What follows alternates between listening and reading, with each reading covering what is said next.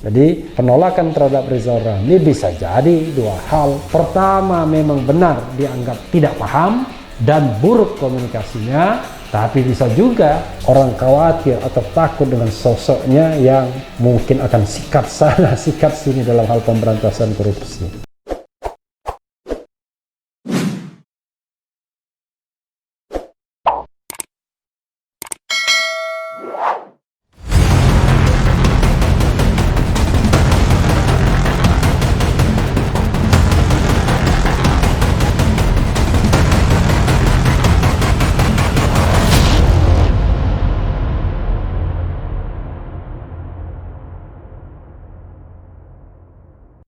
Assalamualaikum warahmatullahi wabarakatuh, Sobat RH sekalian. Jumpa lagi kita di channel yang keren ini, Keren Cadas. Nah, kali ini walaupun saat video ini diambil masih libur, tapi ditayangkan setelah kita masuk kerja lagi ya. I don't like Monday. Sometimes orang bilang begitu ya. Tapi di sini ada berita dari pikiranrakyat.com masih soal perseteruan antara Rizal Ramli dan JK. Tanda kutip perseteruannya ya.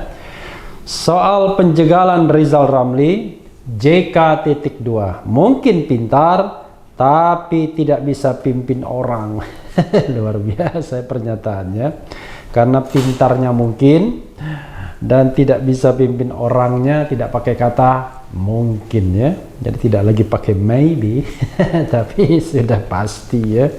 Kita bacakan saja Pikiran Rakyat. Baru-baru ini mantan Menteri Koordinator Bidang Kemaritiman Menko Maritim sekaligus ekonom Rizal Ramli menuding Yusuf Kala JK yang menjegal dirinya untuk masuk ke kabinet pemerintahan. Wah, gaya Rizal Ramli ya, orangnya to the point ya.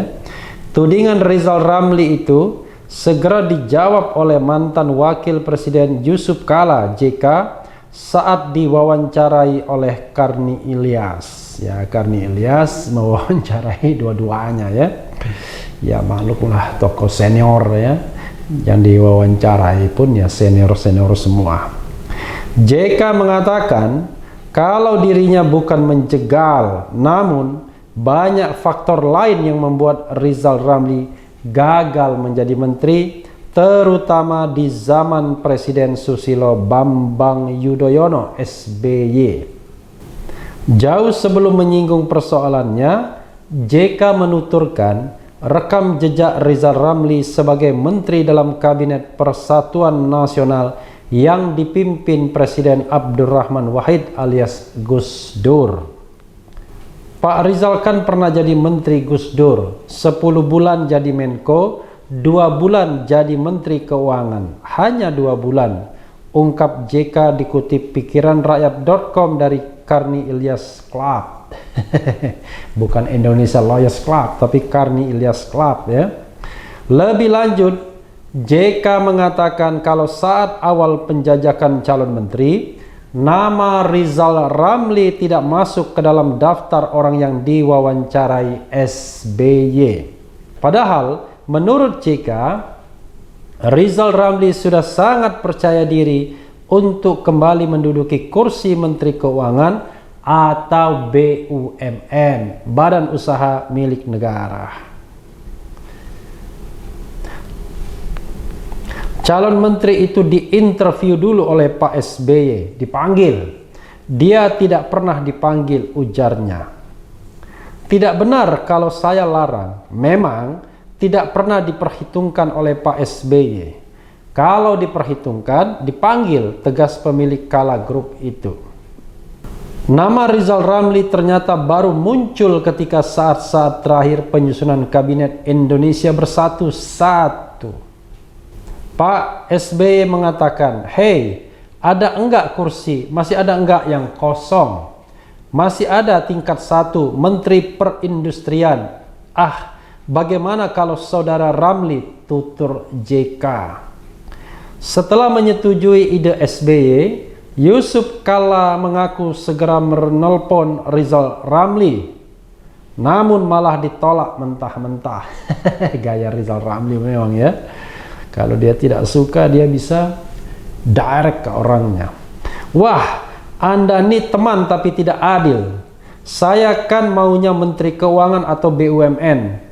Maunya, tapi ini kan yang menentukan presiden, kata JK menerangkan jawaban Rizal Ramli. Selain tawarannya ditolak mentah-mentah, JK mengungkapkan kalau ada penolakan dari pejabat eselon 1. Semua bermula dari beredarnya isu bahwa Rizal Ramli akan jadi Menteri Keuangan di dalam kabinet yang dipimpin Presiden SBY. Datang 11 orang eselon 1 Kementerian Keuangan yang dipimpin Darmin Nasution.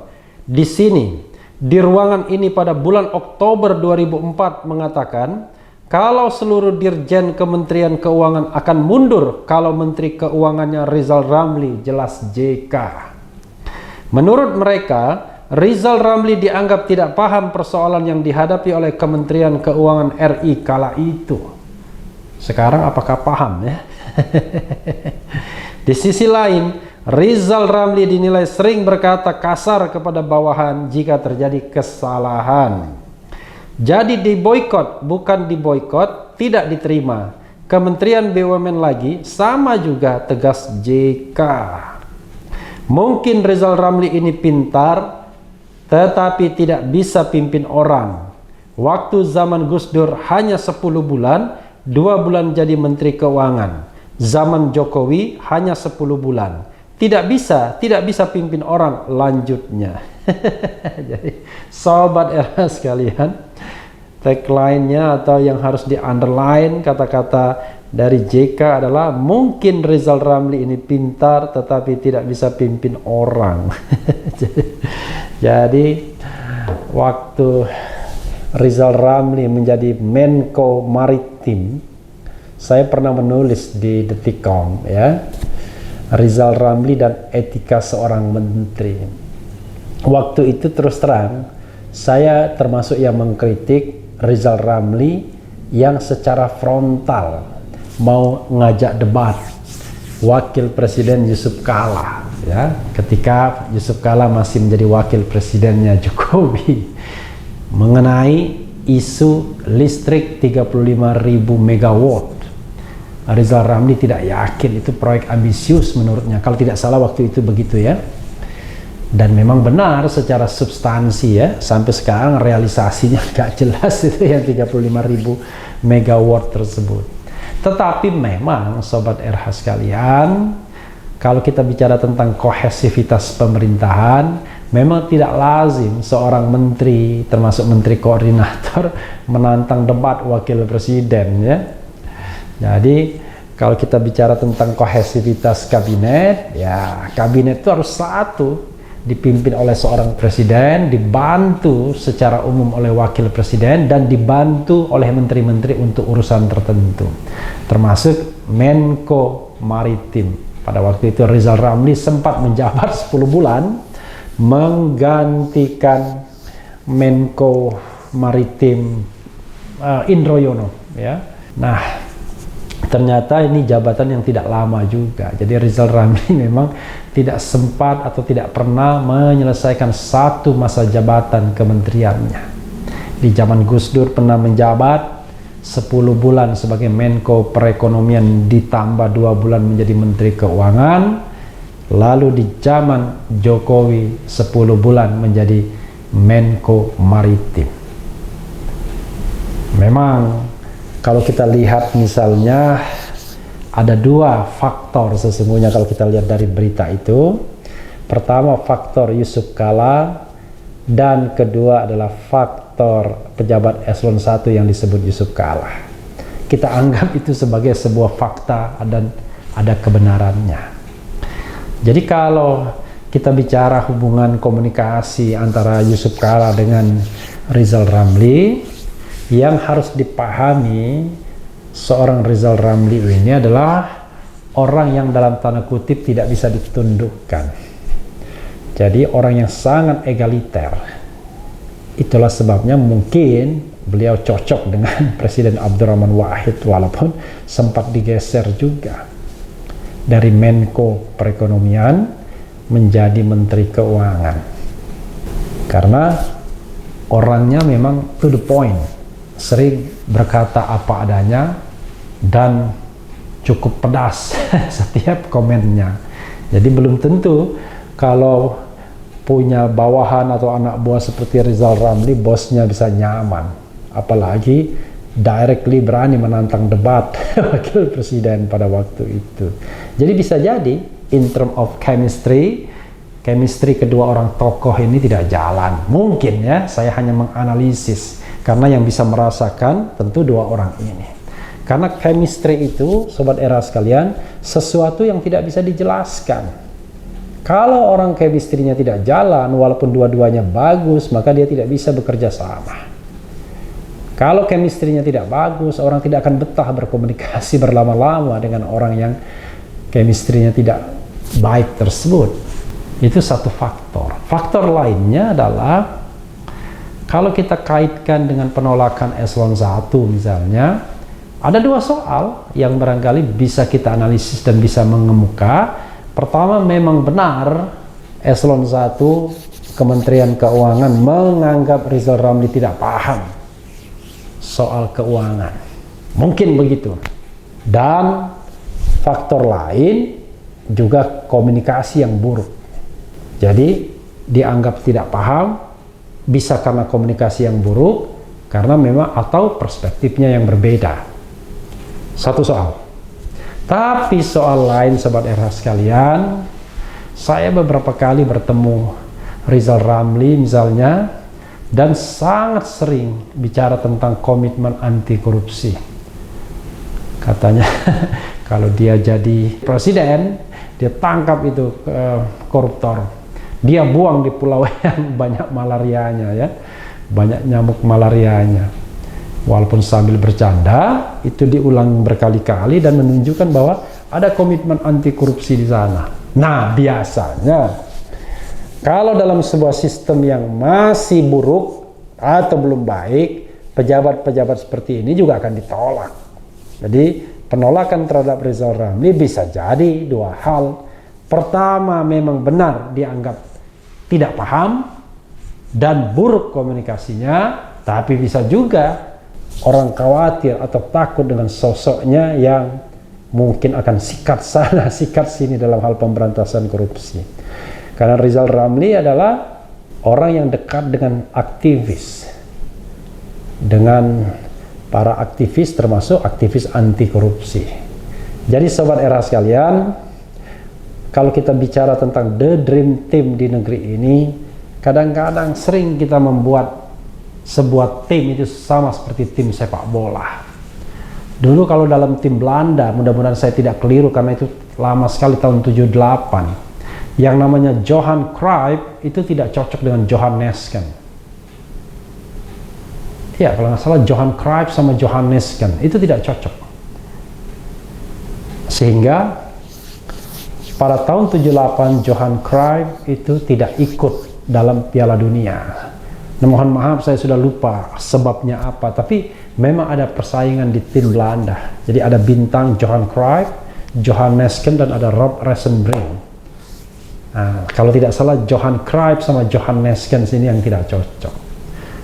Jadi tidak semua orang-orang hebat itu bisa cocok disatukan.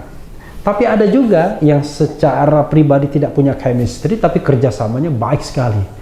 Saya punya pengalaman Sobat Era sekalian, agak menyimpang sedikit ya, yaitu Ricky Rexy, Ricky Subagja, dan Rexy Mainaki. Long time ago saya pernah menjadi wartawan ya, wartawan olahraga, dan pernah interview Ricky Rexy. Ternyata Ricky Rexy bukan orang yang cocok chemistry-nya dalam kehidupan sehari-hari. Mereka tidak tinggal di kamar yang sama. Ricky Subagja pada waktu itu satu kamar kalau tidak salah dengan Ade Sutrisna yang juga berasal dari Jawa Barat. Sementara Rexy Mainaki dengan kamar lain, mungkin sama saudaranya sendiri ya. Pada waktu itu kan ada Richard Mainaki, tapi pelatih pada waktu itu. Enggak, Richard masih jadi pemain dengan Minarti Timur. Ada juga pada waktu itu selain Rexy yang tinggi, lupa saya namanya. Jadi mungkin pada waktu itu chemistry sehari-hari tidak jalan, tapi ketika di lapangan sebagai sebuah pasangan, justru mereka saling menghormati, dan kita tahu bahwa pasangan Ricky Rexy adalah pasangan yang fenomenal. Dia menjuarai Olimpiade, kejuaraan dunia atau juara dunia, All England, dan Asian Games, serta gelar-gelar lainnya. Termasuk pasangan yang fenomenal, Ricky sebagai Rexy Mainaki, walaupun dari sisi body tidak terlalu tinggi, kecil-kecil, hanya sekitar ya tingginya di bawah 175 cm keduanya. Jadi sobat era sekalian, sama seperti membuat tim kabinet, kadang-kadang orang-orang yang dianggap hebat belum tentu mampu disatukan. Nah, untuk menyatukannya memang dibutuhkan seorang presiden yang hebat, presiden dengan kemampuan strong leadership, dengan wibawa yang tinggi, yang mampu dan mau merangkul potensi-potensi besar di Republik ini. Tapi faktanya kadang-kadang kita melihat orang-orang terbaik justru tidak dipakai oleh pemerintahan. Yang dipakai adalah orang-orang yang dalam tanda kutip mungkin bisa dianggap diajak bekerja sama, bisa cincai mungkin begitu ya. Jadi sobat era sekalian, tidak heran kalau orang hebat semacam JK dan orang hebat lainnya semacam Rizal Ramli justru tidak cocok kalau berada dalam satu tim. Mungkin begitu analisisnya, tetapi ini kan pembelajaran bagi kita semua bahwa kalau kita berbuat bagi Republik memang harus menyingkirkan ego masing-masing kalau memang niatnya tulus dan lurus. Tapi kalau niatnya punya hidden agenda, punya kepentingan-kepentingan, ingin memperkaya diri untuk melindungi kelompok bisnis dan lain sebagainya, maka tidak akan pernah cocok dengan orang yang di sisi lain idealis. Jadi sahabat era sekalian, mudah-mudahan siapapun yang memerintah negeri ini, mereka akan senantiasa merekrut orang-orang terbaik yang tidak punya vested interest, tidak punya hidden agenda, kecuali ingin mengabdi kepada nusa dan bangsa, dan hanya sedikit mengambil keuntungan bagi dirinya dengan sebuah kewajaran sebagai seorang pejabat publik. Bukan orang yang grabbing, meraup untung yang besar. Sahabat era sekalian, itu saja kali ini antara JK dan Rizal Ramli. Yang penting tetap di channel ini, karena di channel ini Anda akan dirayu, ditipu, dibaperin, dicecar, diuber pula di jalur khusus. Karena channel ini adalah channel yang mengancam, memeras, dan membenci. Jangan lupa subscribe, like, comment, and share.